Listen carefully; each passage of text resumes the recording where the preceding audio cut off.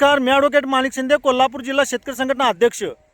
Electricity rights of consumers rules 2020 अन्वये Mahavitaran company महाराष्ट्रामध्ये सगळीकडे जुने मीटर काढून नवीन स्मार्ट मीटर बसवत आहे.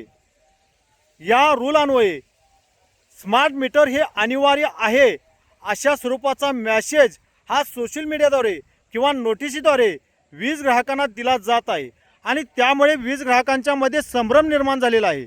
मी वीज ग्राहकांचं लक्ष वेधू इच्छितो की जरी रूल्स अन्वये स्मार्ट मीटर बसवणे अनिवार्य आहे असं महावितरण म्हणत असेल तरी सुद्धा वीज अधिनियम 2003च्या कलम 47(5) अन्वये स्मार्ट मीटर हे अनिवार्य नाही. कोणतं मीटर बसवायचं, प्रीपेड मीटर बसवायचं की पोस्टपेड मीटर बसवायचं याचा पूर्ण अधिकार हा वीज ग्राहकांना कलम 47(5) अन्वये दिलेला आहे. त्यामुळे महावितरणच्या नोटिशींना तुम्ही भूलू नका किंवा महावितरणच्या मॅसेजना तुम्ही भूलू नका.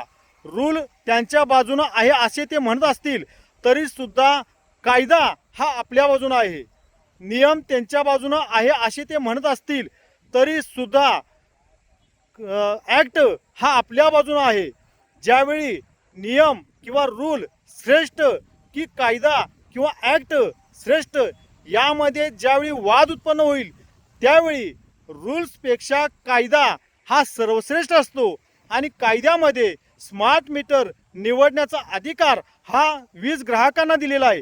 त्यामुळे महावितरण कंपनी तुमच्या घरी स्मार्ट मीटर जबरदस्तीने बसवू शकत नाही, तुमच्या परवानगी विना बसवू शकत नाही.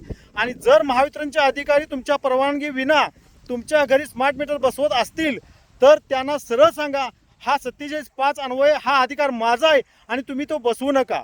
त्यामुळे तमाम वीज ग्राहकांना माझी विनंती आहे की महावितरणचे अधिकारी तुमच्या घरी स्मार्ट मीटर बसवायला आले तर त्यांना वीज आणि अधिनियम 2003चे कलम 47(5) हे वाचून दाखवा. एवढंच तुम्हाला या निमित्तानं सांगतो.